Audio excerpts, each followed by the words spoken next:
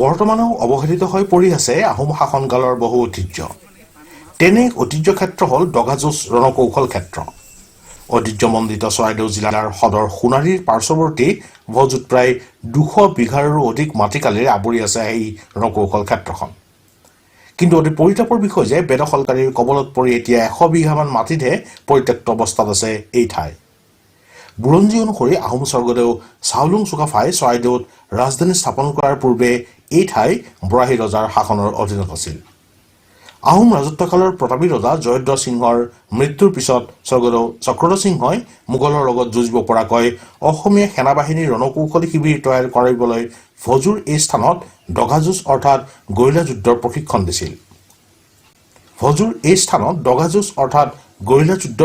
দিছিল। সৰু সৰু টিলাৰ মাজেৰে নলা খান্দি এই স্থানতে ডগাযুঁজৰ ৰণকৌশল শিকোৱা হৈছিল। কিন্তু অতি পৰিতাপৰ কথা যে এই ডগাযুঁজ ৰণকৌশল ক্ষেত্ৰখন এতিয়া পৰিত্যক্ত অৱস্থাত পৰি ৰৈছে।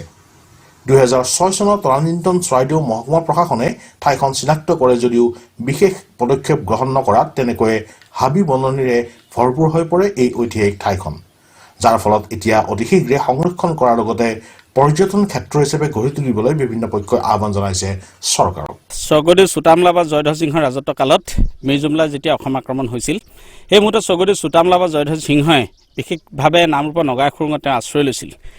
স্বৰ্গদেউ জয়ধ্বজ সিংহ পৰৱৰ্তী ৰজা যি স্বৰ্গদেউ চক্ৰধৰ সিংহৰ ৰাজত্ব কালত এক সুনিপুণ সেনানী তৈয়াৰ কৰাৰ স্বাৰ্থত চক্ৰধৰ সিংহই জনশ্ৰুতি অনুসৰি এই ঠাইটুকুৰাত এক ডগাযুঁজ সমকলা কেন্দ্ৰ তেওঁ স্থাপন কৰিছিল। আৰু আপোনালোকে নিশ্চয় দেখিছে যে ইয়াত আচলতে সহস্ৰাধিক টিলা আছে আৰু টিলাসমূহৰ মাজে মাজে সুৰংগ আছে। এই সুৰংগসমূহত বিশেষভাৱে সৈনিকসকলে কেনেকৈ সুনিপুণভাৱে যুদ্ধ কৌশল শিকিব এই কথাখিনি তেওঁ তৈয়াৰ কৰিছিল। আমি আশাবাদী যে এই ঠাইটুকুৰা ইতিমধ্যেই 2006 চনত সেই সময়ত তদানীন্তন চৰাইদেউ মহকুমাৰ মহকুমাধিপতি বিবেকানন্দ ফুকন ডাঙৰীয়াৰ নেতৃত্বত ৰাজহ চক্ৰৰ বিষয়ে সেই মুহূৰ্তত আছিল ৰঞ্জিত বুঢ়াগোহাঁই ডাঙৰীয়া।